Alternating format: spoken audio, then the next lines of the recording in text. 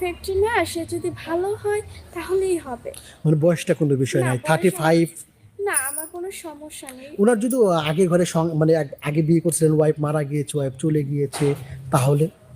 আগে কি করেছে না করেছে সেটা তো কথা নয়, কারণ ওয়াইফ যদি চলে যায় সেখানে অবশ্যই আহ, দুজনেরই দোষ থাকতে পারে। তো আগে কি করেছে সেটা আমি দেখবো না, উনি যদি ভালোভাবে আমাকে নিয়ে থাকতে পারে, আমাকে ভালোবাসতে পারে, তাহলেই হবে। তাহলে হবে, সমস্যা নাই না? না, আচ্ছা এখন আপনার সাথে জেনে বুঝে বা কোনো ভাই যদি যোগাযোগ করতে চায়, কিভাবে যোগাযোগ করবে? আপনাদের মাধ্যমে যোগাযোগ করলেই হবে।